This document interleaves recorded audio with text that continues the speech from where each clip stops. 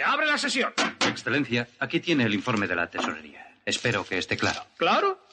Hasta un crío de 4 años podría comprenderlo. Búsqueme un crío de 4 años. A mí me parece chino. Yo te lo explico.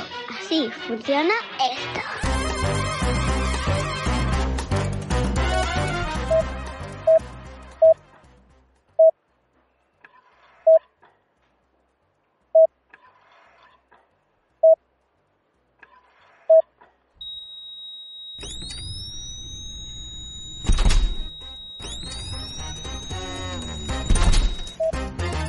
Hay situaciones en las que un impulso eléctrico supone la diferencia entre la vida y la muerte, pero también en la economía, Ana Comellas. Pues mucho más de lo que creíamos, Juanra Lucas. Fíjate cómo la subida del precio de la energía fue el interruptor que puso la inflación en on. Luego la economía adoleció de insuficiencia de otras materias primas, inflamación de costes de transporte y la guerra en Ucrania ya ha hecho que la economía directamente fibrile. No va a ser el remedio de todas las dolencias de este enfermo, pero un impulso eléctrico podría mejorar mucho el pronóstico del paciente. Pues la luz, fíjate, bueno, con el mercado eléctrico inauguramos nuestro podcast, así funciona esto, y hoy vamos a volver a hablar de él, pero no del presente como hicimos, sino de su futuro. Como doctores de economía aquí con nuestra bata eléctrica, doctores que empezamos, bueno, yo un aprendiz, la doctora eres tú, pero en fin, nuestra receta para la cura es que tú que estás ahí al otro lado escuches nuestro primer episodio, si no lo has hecho ya, pero bueno, Ana, léenos al menos el prospecto. Venga, pues a ver, espera, que es que la letra es tan chiquitita. Sí, aquí. 1. ¿Qué necesitas saber antes de pulsar el interruptor? La electricidad se genera en diferentes centrales por empresas generadoras de energía. Para transportar la electricidad a los puntos de consumo se utilizan redes eléctricas. Las autopistas donde la electricidad viaja a alta tensión están gestionadas por Red Eléctrica Española, una entidad pública. Y en la salida de la autopista a las carreteras secundarias están los centros de transformación a media tensión. Ahí las recogen las empresas distribuidoras y llevan la electricidad allá donde haya un enchufe. Las empresas comercializadoras son las interlocutoras con el cliente final, familias, empresas o la propia administración, y son las que gestionan los contratos, facturación, cambio de tarifa, etcétera. Ya, a ver, voy a seguir yo con el prospecto, con los ojos. ¿Cómo se fija el precio de la electricidad? El OMIE es el operador del mercado eléctrico en la península y en él se cruzan las demandas de electricidad de los clientes de las comercializadoras con las ofertas de electricidad de las generadoras. Los precios a los que cada generadora ofrece la electricidad dependen del coste de producirla. La energía nuclear y las renovables tienen un coste de producción variable muy bajo porque la cantidad de energía que producen no se puede regular.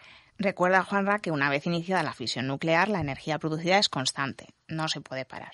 Y en el caso de las renovables, pues dependen de que haya viento, sol o agua, en su caso, para producir electricidad, así que tampoco lo podemos controlar. Claro, lo que no ocurre con la producción eléctrica no renovable, que depende del consumo de gas, petróleo o carbón para producir energía. Y en función de la eficiencia de esa producción, cogeneración, ciclo combinado o térmica, y del precio de los combustibles fósiles, el coste de esta generación será mayor o menor. Se van cerrando contratos primero con las ofertas más baratas y el último megavatio hora que se firma es el que define el precio de la electricidad para un día a una hora. Es lo que se llama fijación marginal de precios. Eso lo aprendí contigo también. Exactamente, Juanra, muy bien aprendido. Bien.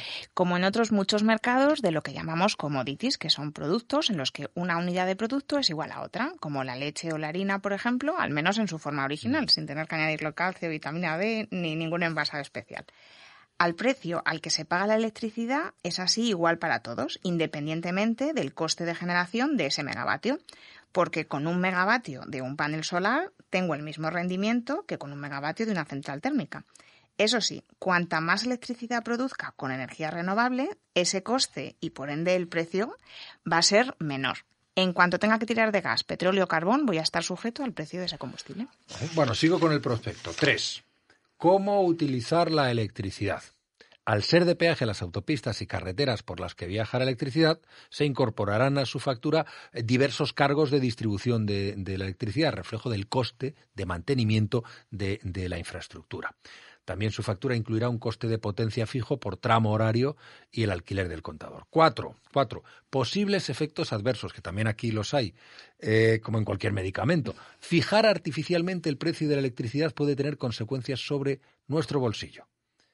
La factura incluye también cargos por el déficit de tarifa de hace unos cuantos años y por la subvención a la transición a renovables de hace unos cuantos menos. 5. Futuro del mercado eléctrico. Anda, espera. Está en blanco. Vaya sorpresa. Claro, no podemos conocer el futuro. Bueno, es que soy economista, lo adivina, pero quizá haya alguien que pueda darnos algunas pistas. He invitado a que nos cuente cómo funcionará esto del mercado eléctrico a un ingeniero industrial que se atreve a emprender en un sector en el que parece que hay que ser muy grande para entrar. Y es que él lo es. Ha promovido y dirigido empresas en todo el recorrido eléctrico, generación, distribución y comercialización. Necesitaríamos un podcast completo para hablar de él, pero te recomiendo que entres en la web de Próxima Energía, empresa de la que es director, y busques su nombre en las secciones, porque ahí aparecen todas sus intervenciones. Bienvenido, Jorge Morales de Labra, y muchísimas gracias por acompañarnos. Hola, Jorge, ¿qué tal? Muy bien, muchas gracias a vosotros. Empieza tú. ¿Empiezo yo? Venga. Pues mira, quería preguntarte, ¿cómo crees tú que va a afectar que se haya puesto un tope al precio del gas, que bueno, ahora mismo está negociando tanto España como Portugal con la Unión Europea, en la fijación del precio de la electricidad? Y no solamente a nivel de consumo, sino también para la producción de bienes que son electrointensivos como la cerámica o el acero. Perdona, Ana, ¿te refieres, Jorge, discúlpame, a la propuesta que ha hecho la Unión Europea, España y Portugal del 30% de tope del megavatio hora el precio del gas, ¿no? Para que se rebaje de la electricidad. Eso es. Pues tú mismo, Jorge.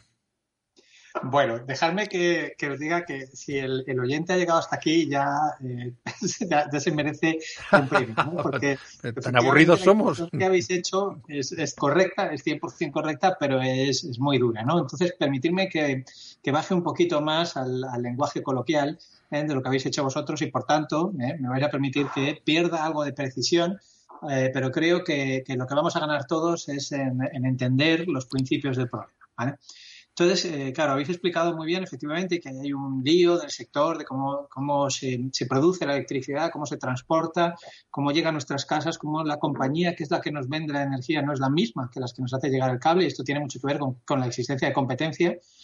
Si la compañía del cable fuera la misma que nos vende, tendría que haber 1 millón de cables, y esto lógicamente sería insostenible. Entonces, a la medida en que hay un solo cable, esa actividad está regulada, hay una sola compañía y se abrió la competencia precisamente dejando que cualquier compañía pudiera utilizar la única red existente, pagando un peaje que es común para todos. Y por esa razón, el recibo que pagamos no es solamente el precio de la energía mayorista, sino que también tiene otros componentes, entre otros, el más claro, el coste de las redes eléctricas.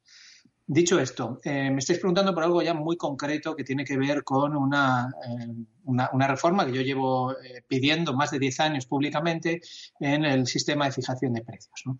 ¿Por qué esto? Bueno, habéis explicado muy bien, el mercado es marginalista, es decir, la central más cara en cada hora es la que fija el precio de todas las demás. Esto tiene sentido desde el punto de vista económico, porque todos los mercados como tal son marginalistas.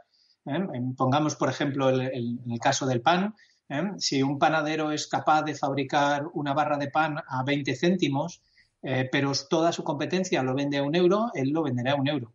El fundamento del mercado marginalista es precisamente que si hay una competencia lo más próxima a la perfección posible, esa competencia lo que hará es aprender de ese panadero líder, digamos, y tratará de bajar sus costes a 20 céntimos, de forma que al final el precio del consumidor, al disputarle a otros esas ganancias, pues efectivamente se acercará al coste.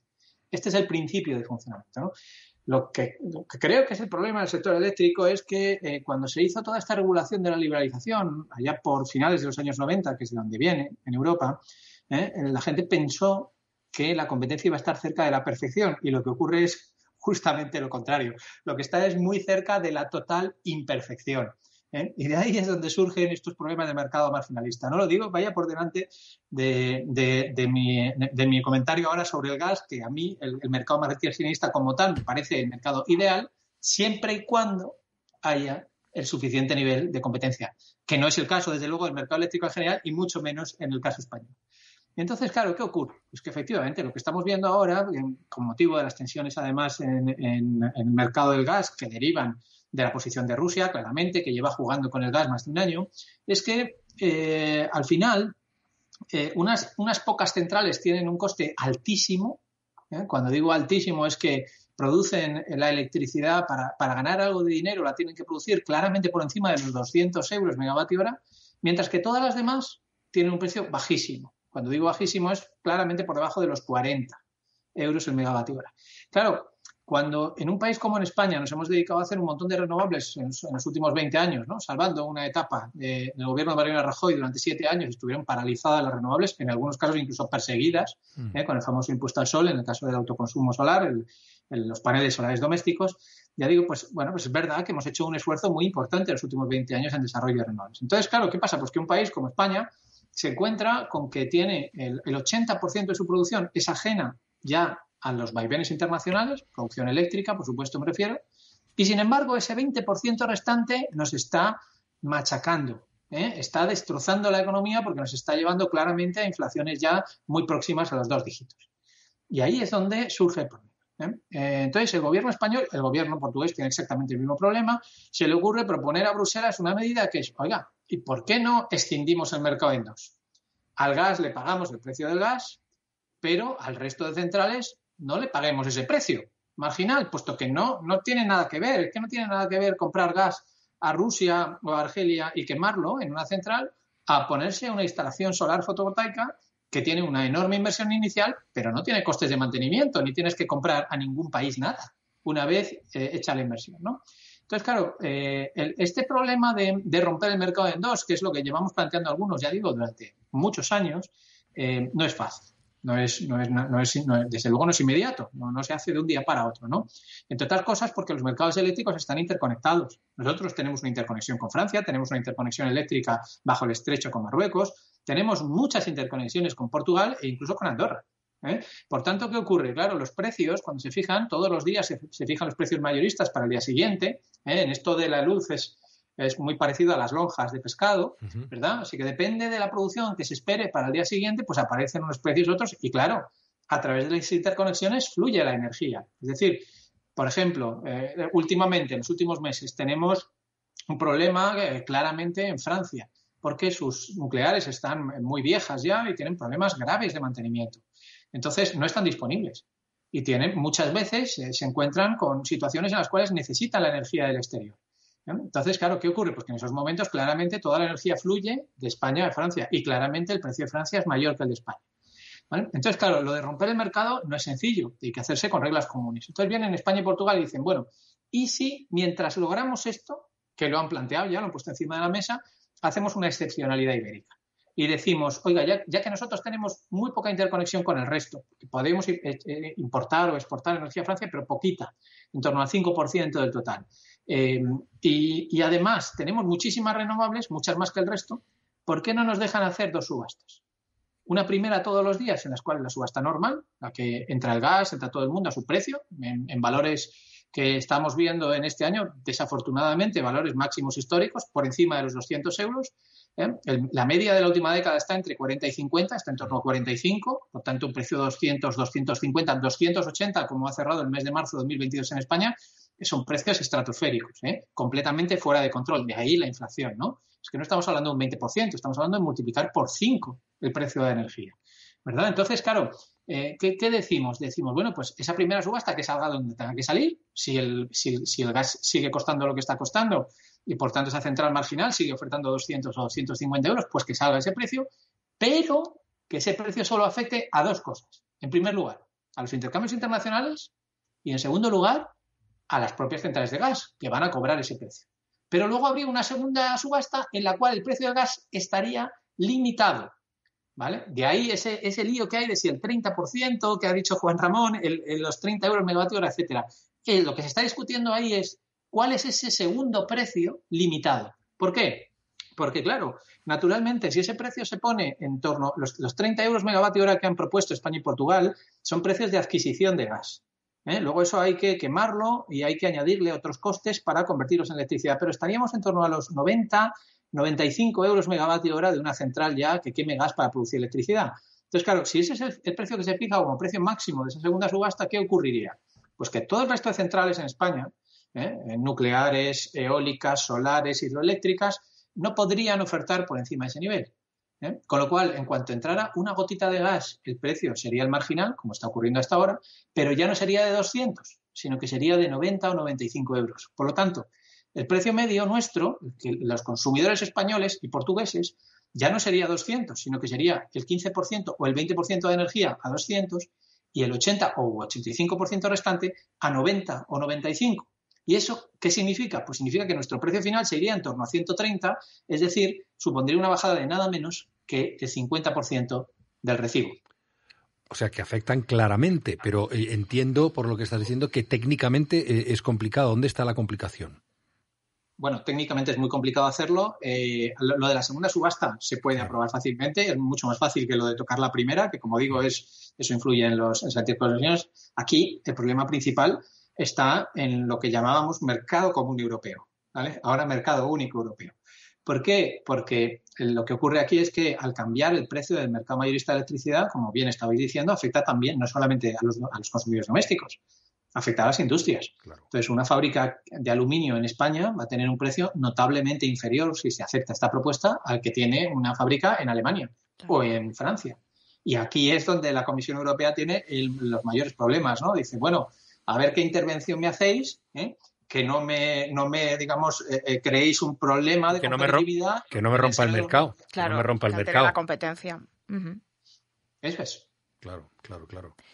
De todas formas, si no cambia bueno, en algún momento esta situación es excepcional. En el momento que el mecanismo de formación de precios vuelva a ser igual para toda Europa, ¿qué tendría que pasar, Jorge, para poder volver, o sea, qué mix de producción energética deberíamos tener para volver a esos precios de 40 a 50 euros por megavatio hora que estabas comentando antes?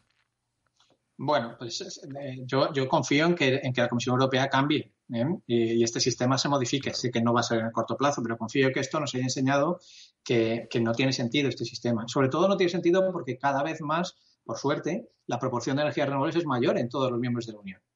Por tanto, lo que ocurre es que cada vez entra menos gas. Entonces, ahora estamos hablando de un 20%, pero es que dentro de 4 o 5 años hablaremos de un 14%, y dentro de 10, de un 10%. Y así. Y entonces, claro, vamos a seguir pagando el precio que quiera poner el señor Putin, donde él lo quiera poner, que es lo que realmente está ocurriendo ahora, aunque tengamos cada vez más renovables. Esto no parece muy sensato, ¿no? Por tanto, yo creo que aunque solo sea de manera defensiva para proteger su economía, creo que la Unión Europea debe aprovechar esta situación y cambiar el sistema. Ahora, si no lo hace, ¿cómo podríamos llegar a ese nivel? Pues con un exceso de renovables, y lo digo claramente y subrayo lo de exceso. Uh-huh. Voy a poner un ejemplo reciente. 8 de abril de 2022. Precio medio del día, 155 euros megavatio hora. Hacía mucho tiempo que no veíamos un precio por debajo de los 200. Pero es que además se observan notables diferencias entre las diferentes horas, ¿vale? Ahí la hora más cara cuesta 252 y la hora más barata, sujétense al asiento, cuesta solamente 7, prácticamente 0. Porque es cuando está la producción solar, entiendo, ¿no? Que es la que es más dependiente de la hora, cuando está a pleno rendimiento. Exactamente. Lo que ocurre es las horas a 7 euros son las horas centrales del día, entre las 3 y las 6 de la tarde, y coinciden el día 8 de abril que hay 2 factores importantes. En primer lugar, hay mucho sol y en segundo lugar, mucho viento, ¿vale? Entonces, ¿qué pasa en esa hora? Que no hay nada de gas. Es más, no solo no hay gas, sino que tampoco hay hidráulica, no se necesita tirar de la energía de los embalses, ¿vale? No es necesario. Lo digo porque la hidráulica juega un poco a suplantar al gas, y al poder almacenar, lo que juega es a ofertar el precio del gas, que ese es otro problema que tenemos añadido en el mercado eléctrico, en particular el mercado eléctrico español.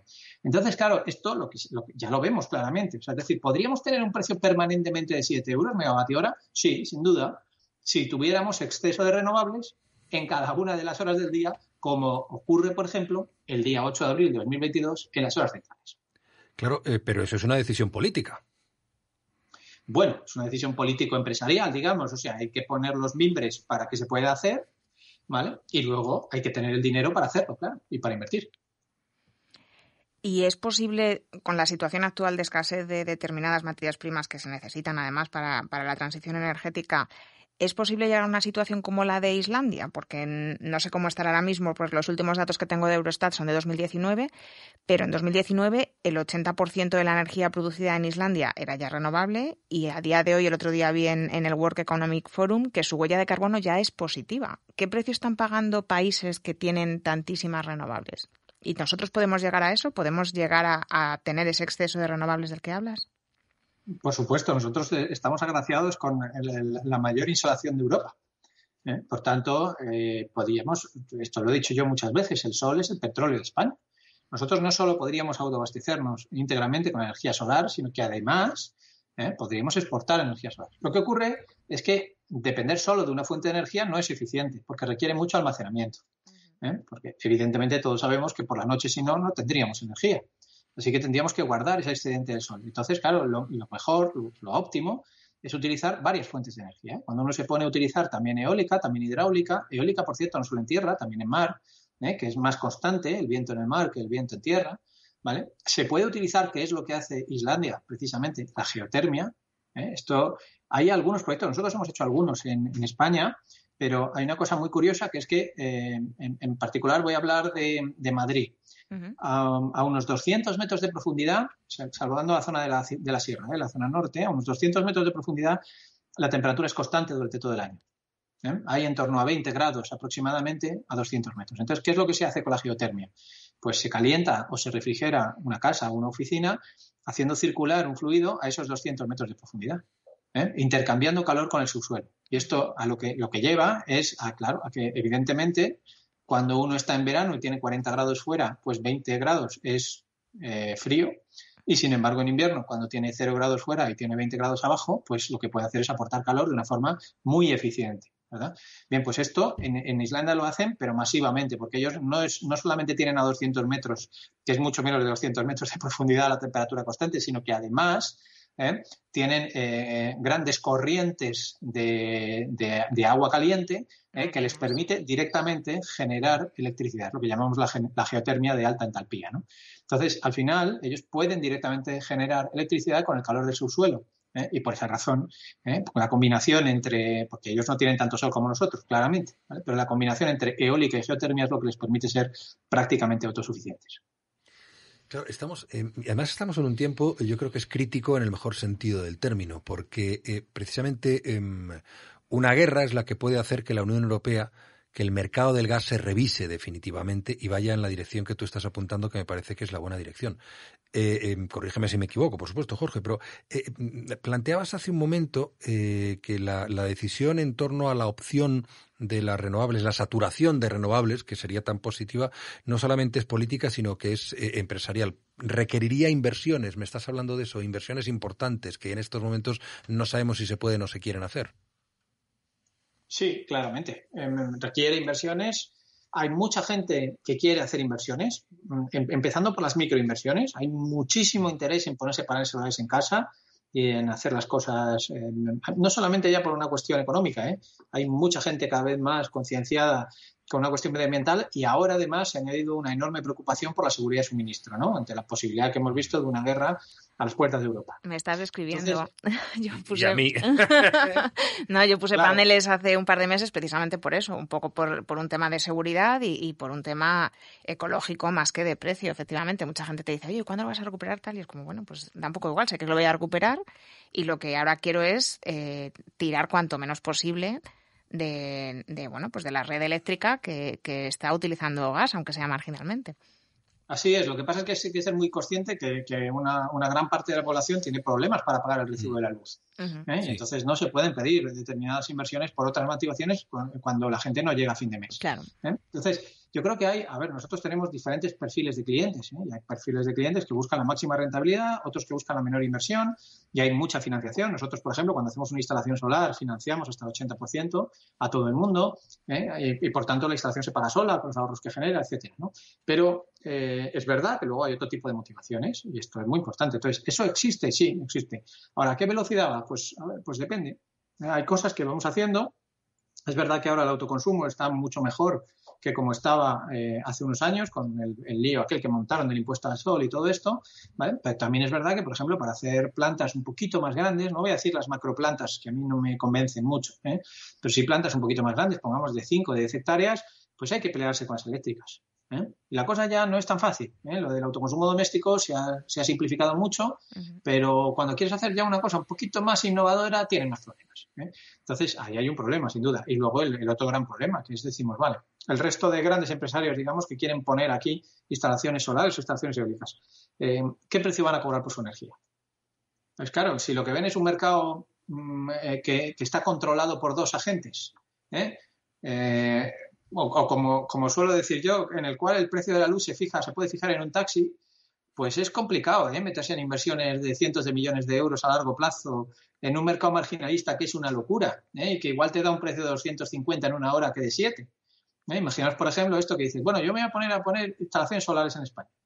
Y resulta que las eléctricas se las apañan para que durante las horas de sol el precio sea cero pelotero y, sin embargo, durante las horas de noche el precio sea de 500. El precio medio sería esencialmente el mismo que hay ahora, pero, claro, el que ha invertido solo en energía solar estaría arruinado.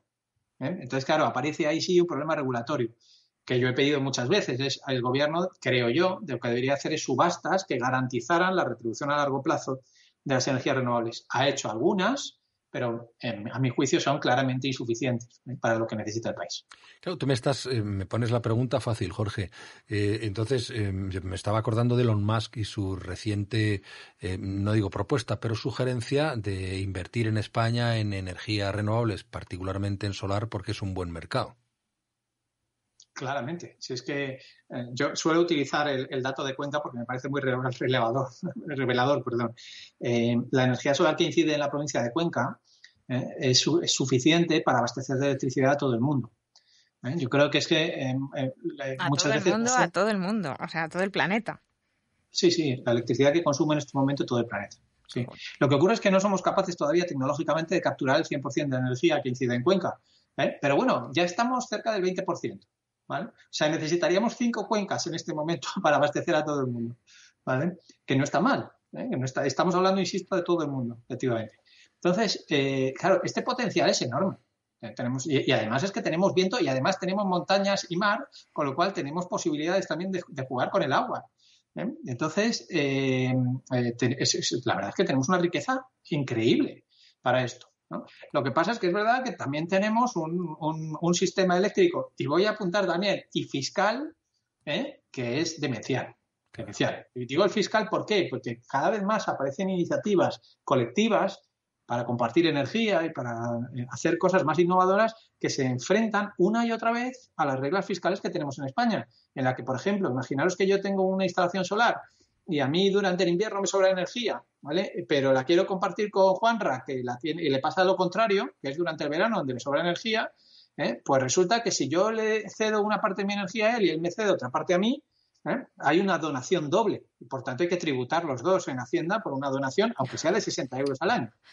¿Vale? Ya. Entonces, quiero decir, este tipo de cosas yo creo que, en fin, que hay que resolverlas para facilitar que realmente haya un cambio de modelo energético que no es solamente cambiar gas por renovables, sino también por la participación ciudadana, porque la gente sea más autosuficiente, porque se pueda compartir energía, es verdad. Es decir, lo que es de verdad una disrupción tecnológica y económica. Lo que hay que hacer, por tanto, es regular y desregular al mismo tiempo. Es decir, legalizar para que todo esto tenga un paraguas legal que favorezca la expansión de este tipo de energías y al mismo tiempo controlar el peso que tienen las eléctricas sobre todo esto. Es decir, y luego, cuando digo desregular, también digo que una persona que quiera tener en su casa una instalación eólica o que combine un ventilador o unas aspas con unas placas solares y pueda autoabastecerse, incluso almacenarla, que no tenga que negociar con una compañía eléctrica a la que le tiene que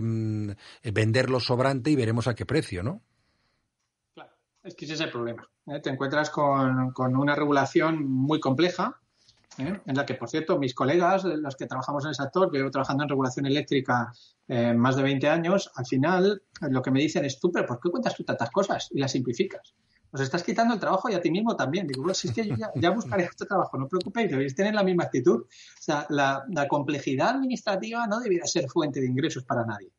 Y en este país lo es. No, ni claro, para paralizar esa iniciativa ciudadana. O sea, al final, si realmente la prioridad es ser sostenibles, tiene que estar por encima de otras prioridades como pues la recaudación que has hablado o la sencillez en la que uno pueda llevar a cabo sus proyectos. Entonces, Jorge, técnicamente y no sé si económicamente sería factible, estoy pensando ahora en la reorganización un poco europea a raíz de la guerra que ha comentado Juanra. ¿Sería posible que un país se especializase, aunque geopolíticamente no sea muy recomendable, se especializase en la producción energética y lo pudiese exportar al resto de países? Claramente. Yo creo que además el candidato número 1 es España. Sí. Claramente. Porque es el que más recursos tiene de todos los demás. ¿Qué es lo que ocurre? Que esa energía, en particular esa electricidad, fijaros también de otra cosa. Muchas veces, esto es muy importante, hablamos casi como sinónimos de energía y electricidad y esto no es así. Hay que saber, cada uno lo puede ver claramente, que de la energía que consumimos en España aproximadamente el 25% es electricidad. Es decir, la mayor parte de energía no es eléctrica. Pero, sin embargo, la tendencia a largo plazo es cada vez electrificar más. Uh-huh. ¿Vale? Es decir, fijaros que hay un cambio ya radical que es cuando compramos un coche eléctrico. ¿Vale? Eso pasamos de consumir un montón de petróleo a consumir muchísimo menos petróleo, porque en la electricidad cada vez hay menos petróleo en la producción, ¿no? Petróleo derivado, como puede ser el gas, ¿no? Y pasa lo mismo con lo que hablaba antes, por ejemplo, de la geotermia o de la aerotermia, que es otra forma de electricidad renovable para climatizar los inmuebles. Estos lo que hace al final es cambiar un consumo de, ahora que puede ser de gas o de gasoil, por electricidad nuevamente, ¿no? Por tanto, claro, ahí sí, cada vez estamos avanzando más a esto. Entonces, claro, nuestro problema es, ¿y cómo exportamos esa electricidad? Porque, ¿qué nos vamos a dedicar? ¿A hacer macroautopistas con Francia? Vamos a cruzar también el Mediterráneo para llegar hasta Italia con el Mediterráneo. Luego, si hace falta, metemos otra por el Golfo de Vizcaya para ver si podemos llegar incluso atravesando el Canal de la Mancha para llegar al Reino Unido. Es decir, a ver, ¿nos vamos a volver locos en tirar cables? Y la respuesta es no. Esto ya se propuso hace años en un proyecto que era, fijaros, si Cuenca es suficiente para abastecer al mundo, imaginaos el Sáhara, ¿no? Claro. Bastaba un porcentaje muy pequeño, creo recordar que era menos del 2% del Sáhara para abastecer a todo el mundo, ¿no? Entonces, claro, ya se planteó el proyecto empezar a tirar cables desde Marruecos, a ver hasta dónde podíamos llegar y tal, ¿no? Inviable, completamente inviable. Entonces, ¿qué es lo que tenemos que encontrar? Tenemos que encontrar un vector para transformar esa electricidad en algo que sea transportable. Y ahí el que tiene todas las papeletas es el hidrógeno. El hidrógeno verde, el hidrógeno renovable. ¿Cómo se produce? Pues se produciría, en el caso de España, muy fácil, cuando nos sobre energía. O sea, estos días que de otra forma nos saldría un cero pelotero en el precio de la luz, como hablaba antes del día 8 de abril de 2022 en las horas detrás del día, donde casi es cero. Bueno, pues estos días lo que hacemos es que vamos a subir ligeramente el precio, vamos a poner en 20 euros, no nos pensemos tampoco 200, ¿vale? Uh-huh. Porque nos vamos a dedicar a utilizar energía de forma intensiva para romper moléculas de agua. Vamos a coger el agua del mar y vamos a disociar el hidrógeno del oxígeno. Y el hidrógeno lo vamos a almacenar, porque es muy fácilmente almacenable. ¿Con qué objetivo? Muy sencillo. Aunque, por ejemplo, se lo podemos meter en un barco, se lo podemos meter en un gasoducto. Esto es mucho más fácil y vendérselo a Alemania o a Japón. Atención a lo que voy a decir, a Arabia Saudí, que tendrá déficit de energía. ¿Vale? Y lo que hacemos... Claro, y lo que hacemos es que con ese hidrógeno, ellos cuando llega allí lo recombinan con el oxígeno, que es muy fácil de obtener, como todos sabemos, y por tanto, al volver a generar agua, lo que hacen es que además producen energía. Es una reacción de la que cuando estudiábamos en el colegio nos decían exotérmicas. Produce energía y por tanto se puede volver a producir electricidad. Bien, pues esto es el objetivo, ¿no? Ahora, ¿cuál es el problema que tenemos? Que el proceso todavía es bastante ineficiente. Es decir, pierde mucha energía. Hay muchas pérdidas, ¿no? Uh-huh. Eso es el problema. Pero está cada vez mejor conseguido. Y entonces hay miles de millones de euros de los presupuestos europeos post-COVID, precisamente, destinados para esto. Y el principal receptor es España, que es donde están puestos la mayor parte de los objetivos. Ahora, no se os oculte una cosa muy importante con esto.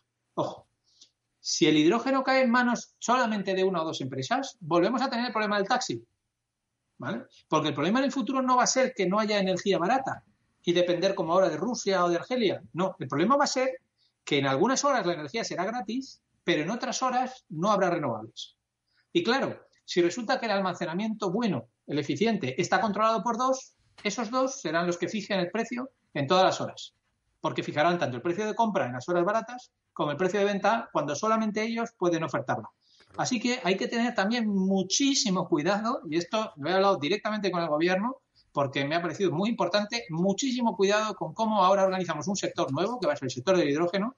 No vayamos a cometer los errores del antaño en el sector eléctrico. Pues habrá que legislar contra los monopolios. Eso es. No, era mi pregunta. Si no se puede, en vez de tener dos grandes empresas que sean las que oxigenen, no se puede distribuir igual que ahora estamos distribuyendo los paneles solares para que en cada casa haya un oxigenador. No sé cómo llamarlo. Sí, un electrolizador. Se puede hacer, pero el problema de todo esto es que ahora, como todavía, como os digo, está en una fase, ya no tanto de I+D, sino más bien de la tercera, de la I, o sea, es decir, está ya en una fase ya de prácticamente de implantación, ¿no? De innovación final, es que esto requiere miles de millones de euros.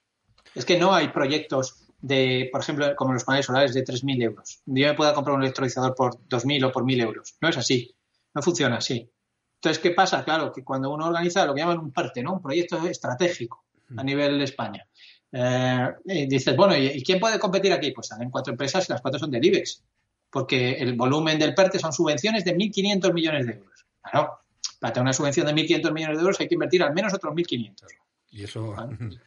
Este es el problema que tenemos ahora. Entonces, hay que tener mucho cuidado en cómo se regula eso, y cómo va a ofertar luego a los mercados esa energía, cómo una vez que eso esté desarrollado con ayudas públicas, como estoy diciendo, con ingentes ayudas públicas, luego esas patentes, cómo se van a utilizar después, quién las va a poder utilizar y cómo y a qué precio, etcétera. O sea, es decir, es algo realmente importante cómo vayamos a gestionar ese mercado en el largo plazo. Me confirmas lo que decía, que el momento crítico, dicen los orientales, crisis, oportunidad, riesgo, que tenemos una magnífica oportunidad de convertirnos en potencia energética si realmente se gestionan bien las cosas. Yo lo veo clarísimamente después de escucharte con muchísima atención. Yo quería hacerte una pregunta con respecto al hidrógeno verde y terminamos el tema hidrógeno precisamente al hablar del taxi. El otro día un taxista me decía, no, estoy deseando que llegue lo del hidrógeno verde porque tú fíjate, podremos llenar el depósito con agua y nada, y no necesitaremos gasolina ni nada. ¿Eso es así? Bueno, se puede hacer, lo que pasa es que será ineficiente. Lo más probable, ya existe algún coche de hidrógeno, es que directamente lo que hagas es no comprar agua, o sea, no recargar con agua, no tener electrolizador tú, no tiene mucho sentido. Sino que tú lo que sí que puedes tener luego es el mecanismo que recombina ese hidrógeno con el oxígeno. Eso sí que lo puedes tener. Para producir la electricidad que mueva al final un motor eléctrico que es el que lleva tu taxi o tu furgoneta o tu camión o tu coche, ¿no? Esto lo que pasa es que yo personalmente creo que no va a ser así. O sea, el desarrollo del vehículo eléctrico, no el vehículo eléctrico alimentado por hidrógeno, sino el vehículo eléctrico enchufable, el que ya conocemos, va muy por delante del desarrollo del vehículo de hidrógeno. Y el hidrógeno, permitirme que hable en estos términos, tiene muchas novias, ¿vale? Mucha gente lo quiere utilizar para muchas cosas, ¿vale? Entonces, yo dudo que ese matrimonio entre el transporte, sobre todo el transporte ligero o semiligero y el hidrógeno se vaya a consolidar. Apuesto más por otros matrimonios. Apuesto más porque el hidrógeno, por ejemplo, se vaya a utilizar, como digo, sencillamente para producir electricidad en unas horas diferentes o también para el transporte en aviones. Esto sí. En la aviación sí que creo que tiene mucho futuro el hidrógeno, pero en carretera lo veo realmente difícil, incluso, fijaros lo que os digo, en camiones, en el transporte pesado. Veo que ya cada vez más hay soluciones de vehículos eléctricos enchufables muy competitivos con los vehículos de combustión y que, por tanto, van a estar muy por delante del hidrógeno cuando llegue a la hora de fijar precios, de tener una red adecuada de carga de combustible, que en este caso ya no sería combustible, sería electricidad, o sería en el caso de hidrógeno, pues de carga de hidrogeneras, que es como se llaman, las estaciones de carga de hidrógeno, etcétera, ¿no? Por tanto, yo creo que sí, el hidrógeno se va a poder utilizar y hay modelos de coches que lo tienen. Creo que en España, para que tengáis una idea, hay 3 modelos de hidrógeno. Yo he estado en uno de ellos. Y efectivamente por el tubo de escape sale agua. Esto lo he comprobado. ¿Vale? Pero es difícil. Hay muy pocas estaciones, hay muy pocas hidrogeneras en España y por tanto es muy difícil verlos por la calle. Oye, y ya que te tenemos tan cerquita y el tema despierta tanto interés, cuéntanos un poco, háblanos de vuestra batería virtual. ¿Qué es y qué ha venido a cambiar? Bueno, esto es una cosa que hemos sacado y que no nos esperamos, la verdad, que tuviera tanto éxito, pero está teniendo un éxito demoledor. Sencillamente lo que se trata, el principio de todo ello, es que si tienes suficientes paneles solares, no vuelvas a pagar energía de por vida. ni en tu casa, en la que tienes los paneles solares, ni en su caso en segundas residencias, ¿no? Este es el extraña que tenga éxito. Pues esto es sencillamente lo que consiste la batería virtual. Y ahora, ¿cómo funciona un poquito esto? Bueno, es sencillo también.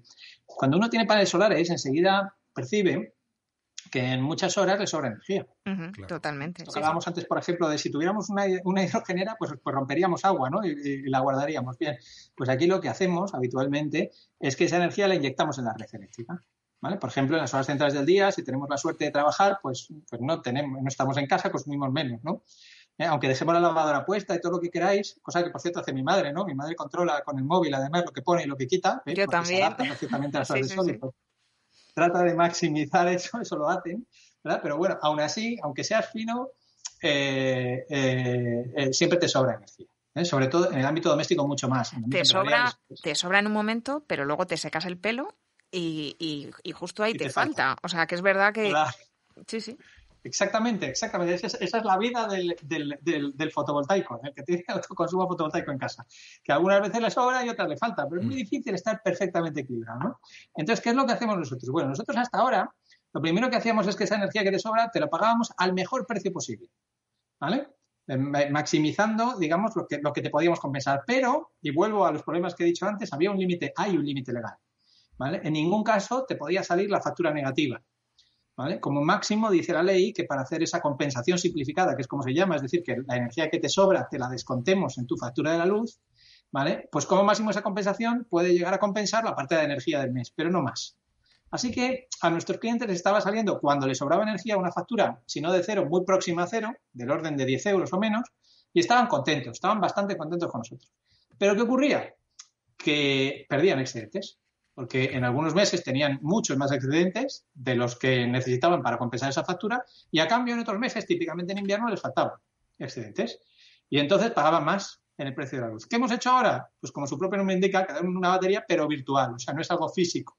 Lo que hacemos ahora es que decimos, oye, si te sobran excedentes entre mayo y junio, nosotros no te los podemos descontar en la factura porque Hacienda no nos deja, no porque nosotros no quisiéramos, nosotros te los contaríamos, pero Hacienda no nos deja, te los guardamos en forma de euros y cuando llegue la factura de octubre, de noviembre, de diciembre, ahora sí, te lo descontamos en factura y te llevamos las facturas a cero. Es más, como he dicho antes, te los podemos descontar también en segundas residencias, ¿no? Y esto, pues efectivamente, lo que te lleva es que si tienes suficientes excedentes, es decir, si tienes paneles solares de sobra, lo que te lleva es no solo a tener factura cero en esos meses con mucho sol, sino además en todos los meses del año, poder ahorrar en ese suministro y en el resto de suministros. Madre mía, lo que uno aprende en una conversación con alguien que sabe en apenas unos minutos. Oye, Jorge Morales de Labra, no te quitamos más tiempo y no puedo, sino igual que Ana Comías, agradecerte tu disposición y todo lo que nos has contado y hemos aprendido. De verdad, ¿eh? Bueno, el placer ha sido mío, una conversación muy agradable. Espero haber llevado el nivel adecuado de no asustar al oyente y que haya llegado hasta aquí. Seguro que sí. Te aseguro que tus reservas, que son comprensibles, son excesivas. Yo creo que ha sido muy clarito y muy aleccionador. Yo estoy completamente convencido de que cualquiera que haya empezado a escuchar esto se ha quedado, y quien haya oído este podcast tiene una idea bastante clara de por dónde va el futuro de la energía. En serio. Muchas gracias, Jorge. Perfecto. De Labra. Pues para eso estamos. Ese era mi objetivo. Muchas gracias a vosotros. Hasta siempre. Hasta luego. Así funciona esto. Así funciona y así funcionará, Juanra, un podcast de Forbes.